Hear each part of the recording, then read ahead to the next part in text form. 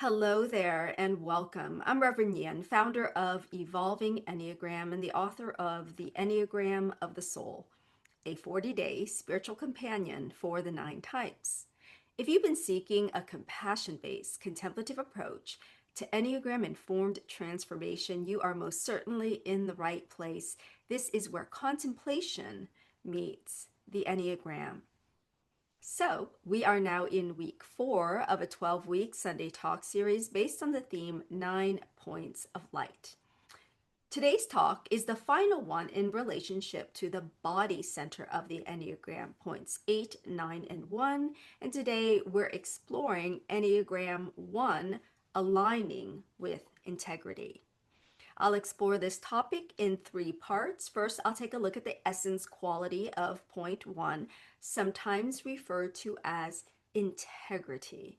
And we'll look at how the personality type 1, disconnected from their essential quality, attempts to mimic integrity in the outer world. Second, I'll guide you through a brief contemplative journey to sense into this fundamental quality of integrity, which is present and available within each and every one of us. Sometimes it feels like just like a holiness and sacredness, like purity and balance. Even brilliance is a name that's given to this quality. And remembering it is not present just in the core of type 1s on the Enneagram, but available as a quality of being within all of us. Then I'm going to just, in part 3, briefly summarize the essential gifts of the body center as we prepare next week to enter into the heart center of the Enneagram. So let us begin. The author Adil Ahmed Khan wrote, "You do not own truth, you align with it. Truth is not a trophy. It is not a possession you win by being clever or right. It is a direction you face, a weight you carry, a standard you return to even when it is difficult.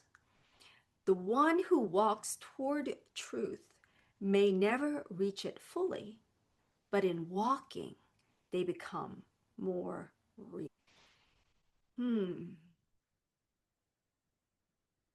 You might take a moment, might even pause the video to consider what comes up for you as you process this, as you hear this. Is it resonant? Do you relate to it? Some of you might deeply relate to it. Others might get a little triggered because they want to show this to the person or persons in their lives who seem to always have to be clever or right or know what's true all the time, right? And so they, like you want to, there's a relationship that each of us has to this energy that presents in the world, right? Whether mostly inside of you or more so in others in a way that maybe feels painful to you.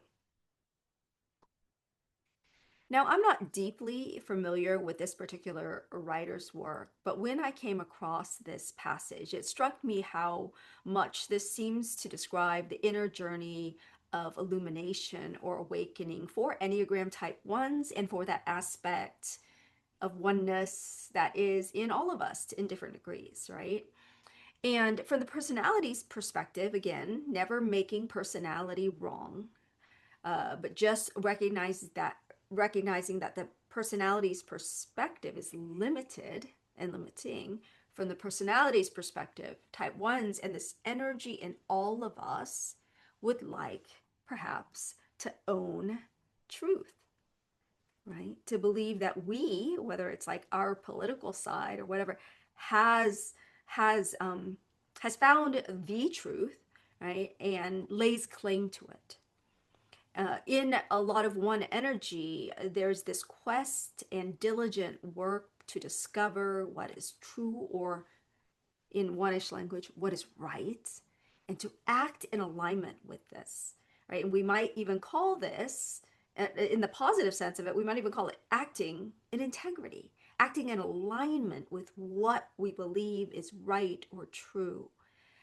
And I've got to say, there is something so beautiful to me, and so something I connect so deeply in this yearning, right, toward goodness, toward rightness, to be willing to do the hard thing. Another word in one energy is principle, to do the hard thing, um, because we wholeheartedly believe that it is good, right?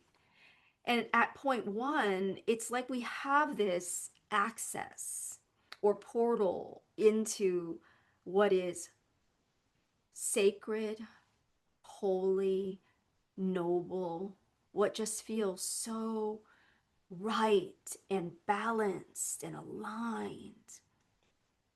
And notably, the word like integrity, which is like the essence word of the one, comes from the Latin integer, which means whole, complete, untouched, intact. Pure is another word that's often ascribed to Enneagram oneness. So you can just get the flavor of this idea of untouched, intact, whole. And now consider, with this compassionate perspective that we take toward all points, consider how type ones want an orderly, unbroken world and work so hard to put back together what seems so flawed and broken, this disarray or this chaos, and to try to bring some semblance of balance and rightness to what just appears in the outer world from our egoic eyes, a complete mess, right? With everything always having faults and flaws. In his book Keys to the Enneagram, Hamid Ali, whose pen name is A.H. Almus, writes, "Ones believe they are good, and they want that good for others, and hence to improve things and make them better, more perfect. The desire is sincere when ones are free from the constraints and the limiting patterns of their fixation. Many ones throughout history have done a lot of good this way, notably the ancient Chinese philosopher Confucius. But when they are not free from the ego ideal, it can become a rigid and fixed movement toward a standard of perfection and goodness that comes from one's mind, from the patterning of their early experience, and from the distortions they have of the true quality related to this ideal. They might have a feeling or intuition that things can be right, but they can't help but distort this rightness through the lens of their superego. Hence, they can become critical both of themselves and others. They can become judgmental and resentful, trying hard to reform themselves, others, or situations according to the standards of their superego. A clear example is the case of the many missionaries who traveled to distant lands to convert the indigenous population into perfect Christians, not according to Christ's teachings, but according to their internalized standards of perfection. So, notably, when we talk about hoping that something might turn out right or well, especially in spiritual circles. You know, some of us might use the idiom or the phrase, if the stars align, right? Have you ever said that? I know I use it like, oh, if the stars align, then this will happen. And I'm sure that there's some relationship to astrology in that, and this sense of uh, maybe destiny being related to, you know, the alignment of the cosmos. But whether or not you believe in astrology, what I love about that phrase is I feel like there's a whole cosmos inside of us, and that lights, you can call it stars, line our whole being, points of light. Even this series is called Nine Points of Light, but really an infinite, like points of light that line our being. And different traditions throughout history have talked about various like energetic centers.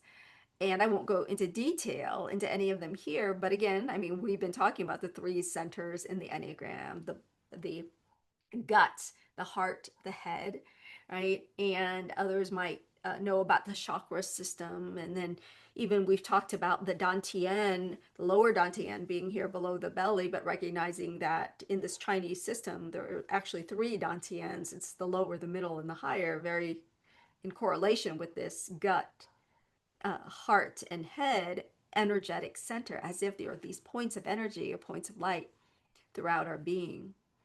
And I bring this up not to sort of like make a case necessarily for it, but really point to this inner journey that we are on here when we talk about this contemplative path with the Enneagram, that we're not, at least not focused on trying to fix the world, right? Or correct the world, but talking about our own like sense of integrity or alignment as something that begins inside of us, right?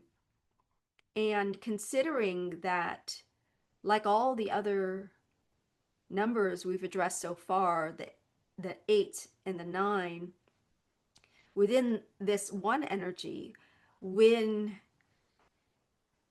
those who have one as their personality come into this world disconnected from their essential integrity, this alignment inside, as if the stars are not aligned inside and there's a feeling of defect, then they go out into the world and try to mimic it outside.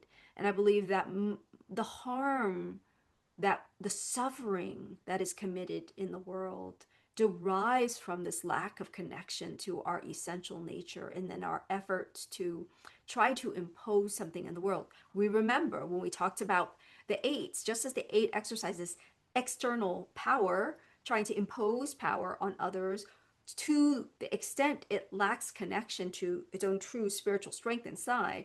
And then just as the nine tries to make inner and outer peace to mimic this true essential harmony that the nine has lost access to, right?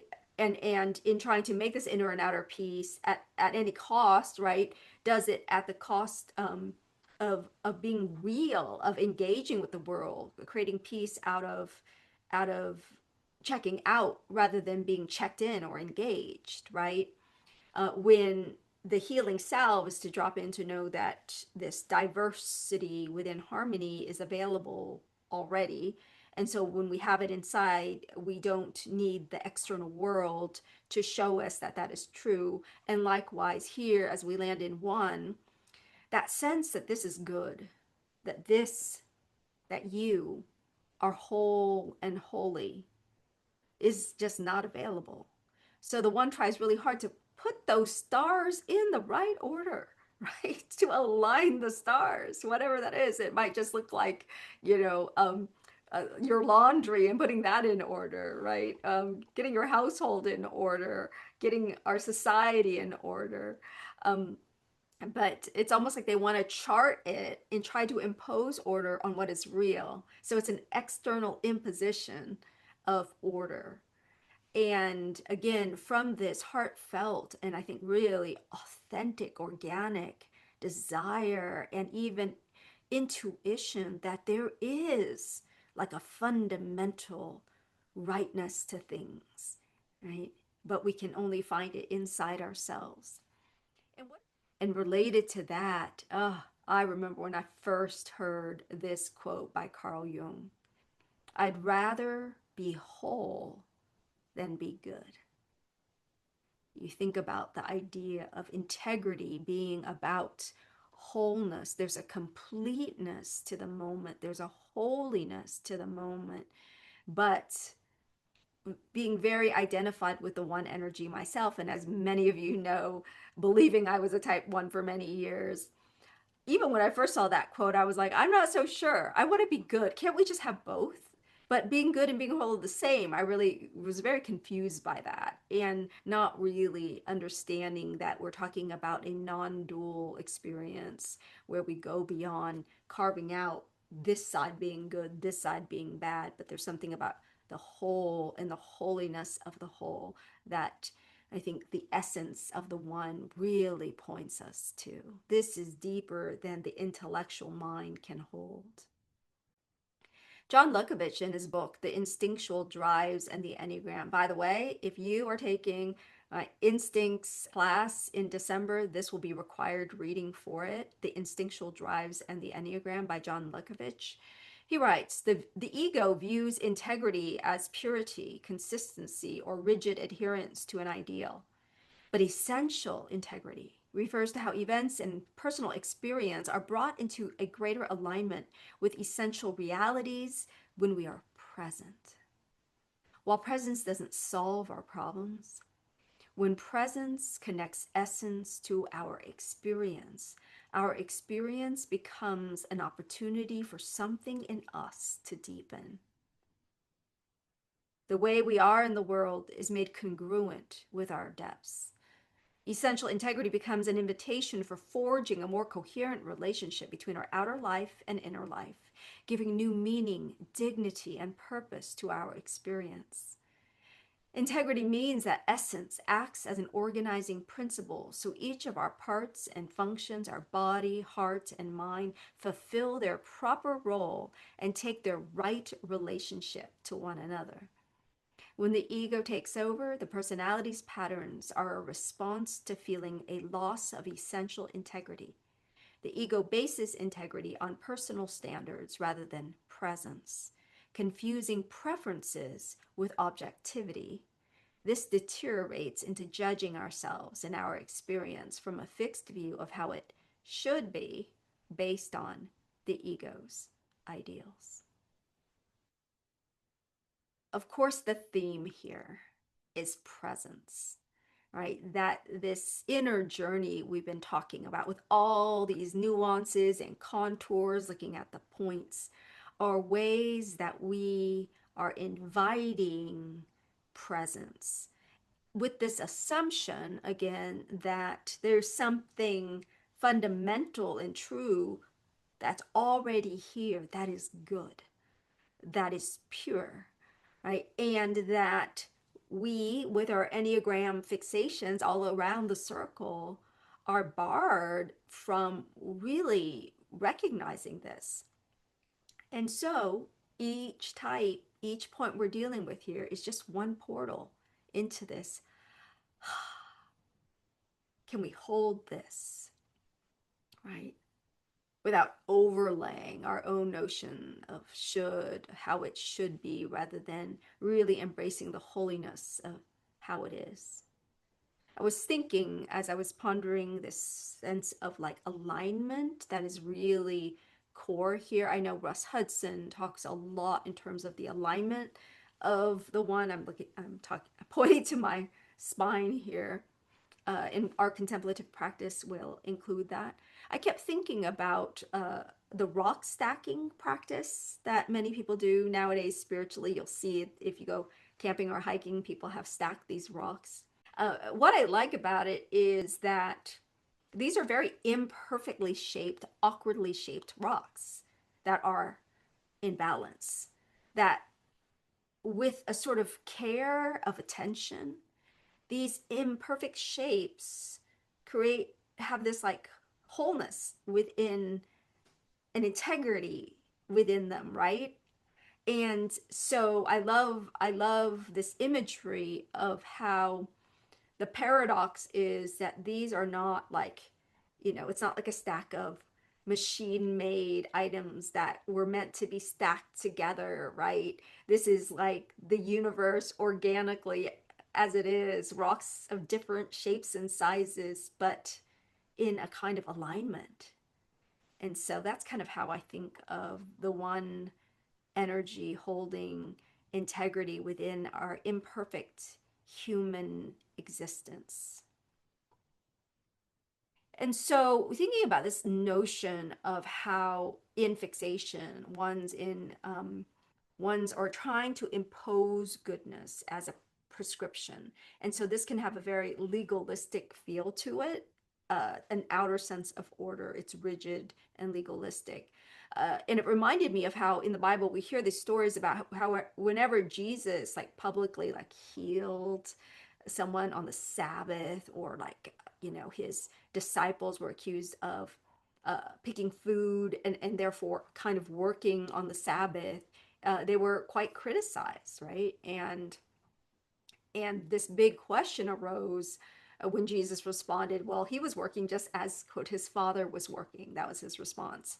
And also in other ways, uh, Jesus publicly stated, do not think that I have come to abolish the law or the prophets. I have not come to abolish them, but to fulfill them. And that's from Matthew chapter 5, verse 17.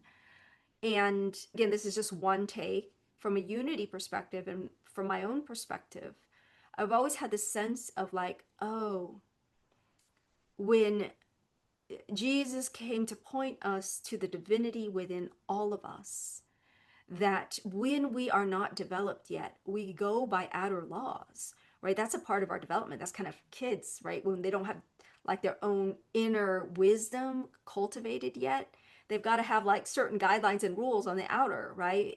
But it's almost like when the true law comes from the true order, I would say, the true sense of integrity and alignment is there. We don't need the outer law to govern us. Now, I'm not saying that it's there for most of us, but the idea is that instead of trying to legislate these outer laws, there is this piece of, I shouldn't say instead of, I should say that even as we are doing that, if we're not also working toward the place in us that is aligned with the wholeness and sacredness of life, that this inner work to become more in alignment with this mystery that some of us call God or divine light or love, that we will definitely need to all try to keep each other in line, right? That's why, as a society, we police each other, right, in these various ways. And again, I'm not saying that that can be healthily thrown out immediately, but there's this idea that might be modeled in the development of the Christ consciousness in the biblical stories and in other stories as well, where there is like an inner guide, the inner Buddha or the inner Christ, and whatever that is within your tradition that gives you a sense that it's your higher power, if you will, right? I mean, it's what if it's always there, but the trick is we may not be aligned with it because we align with outer notions, and some of us call them shoulds, right? Yeah. So, as I write in the Enneagram of the Soul in relation to the awakening type 1, as ones begin to wake up, they experience greater serenity as they learn to feel at peace with people and situations exactly as they are. Soulful ones release their insistence on one right way to see, believe, and behave, and start to see the world less in terms of black and white oppositions and more in terms of the colorful spaces in between. They start to appreciate the naturally occurring beauty, elegance, and goodness in all people and things. As they become less harsh, judgmental, and critical, they naturally become more humane and joyful.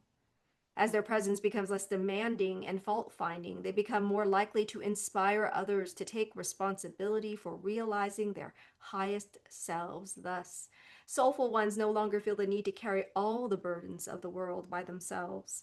Centering in their wholeness, awakening ones are increasingly wise and discerning.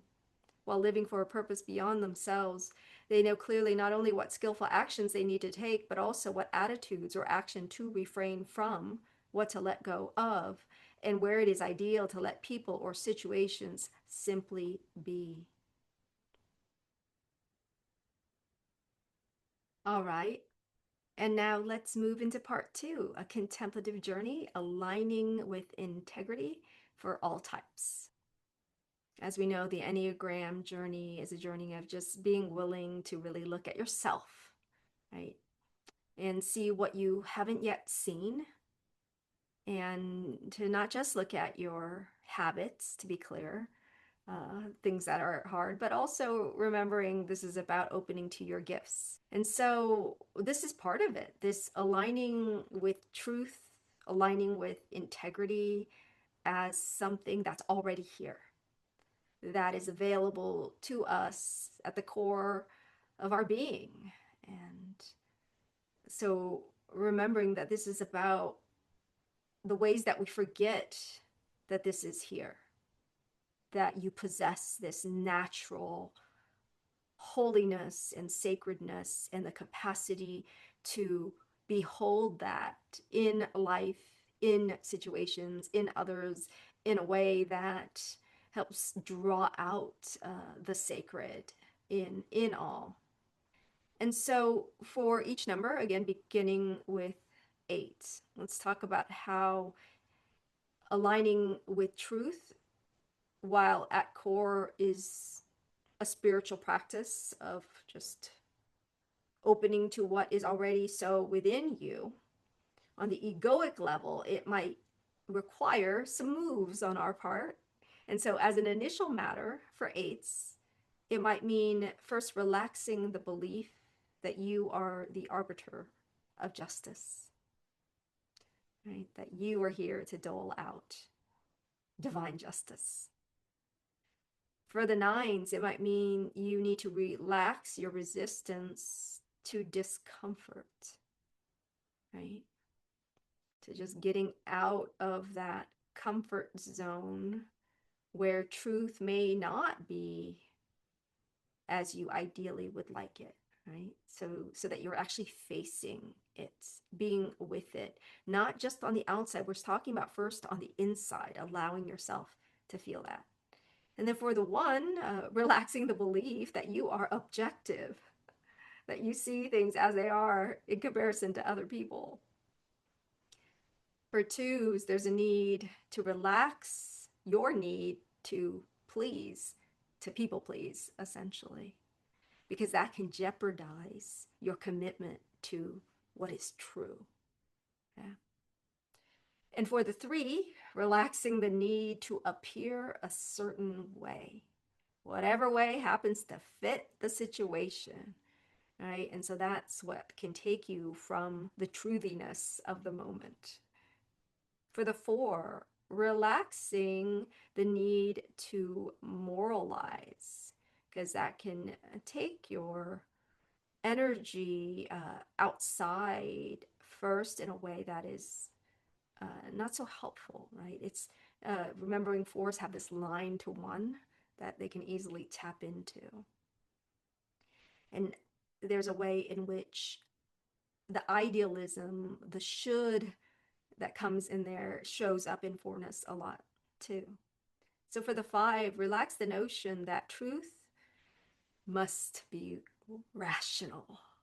And that truth with a capital T, reality, we're not just talking about facts here, but truth itself, known in a 3-centered way, is not necessarily that which fits with the intellectual, logical mind. 6, relax into the intuitive knowing inside of you, rather than bouncing out all the time to get that knowing outside of you, dropping back in where you do already know. And for the 7, relaxing your gluttony for new ideas. So there's like this not knowing, there's just this like tasting of the next new read or book at the expense of really dropping in to this alignment that is possible inside yourself, integrity. And so I invite you, if it's safe to do so where you are, to close your eyes, and if it's possible and isn't painful depending on your physical situation, to sit, then I invite you to sit with your spine straight. And then Just begin by dropping into your belly center as we've been doing, bringing your awareness there.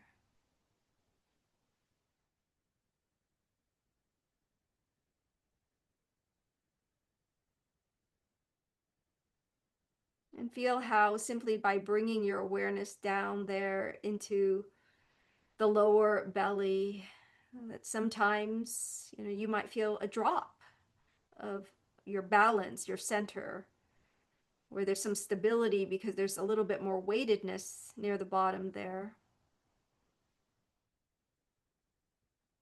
And then I invite you to begin to notice your spine.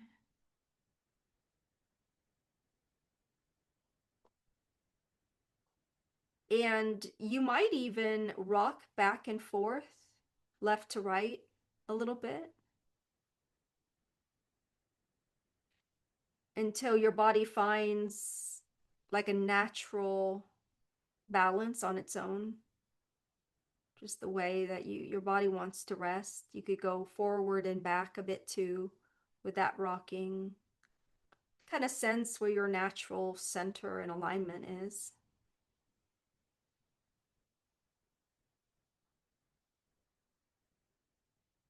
Russ Hudson calls this spine like the axis of presence. When we are aligned, notice how just sitting up a little straighter, maybe, you feel the sense of like almost like nobility or dignity. I mean, we see this in people when they're feeling down, right? They look down, they don't they don't sit up, right? And then someone says something respectful, they might just naturally sit up, like, oh, there's dignity here, self-respect. And when we sit in alignment, we might see the sacredness and goodness in others as well as ourselves. So notice how if you have some presence in the spine, it might relax a bit. In the beginning, maybe as you sat up, it might have been kind of more rigid or stiff. And if you bring a sense of presence, there's a space for the spine to relax. So in the essence quality here, this alignment with integrity, we actually find a flexibility. Just bring some presence to that and sense that spine softening. And as it softens, you might bring awareness to the heart center. And in the heart, in this essence that is the one, we experience a natural benevolence, like a natural caring for others, a goodness toward people, a kindness, and an awareness of the goodness and kindness in people. And then I invite you to bring your awareness up into the head space. And when we bring presence into the head space, it can soften that tendency to be critical and judgmental. We can even hold space for that. But within it, we might also notice that there's a receptivity that begins to happen in the head space, something we might call like curiosity or deep listening. Within the one energy, curiosity for practical ideas. So just take another moment sensing into this flexibility of integrity within you that brings together like presence toward reality as it is, not as you wish it should be.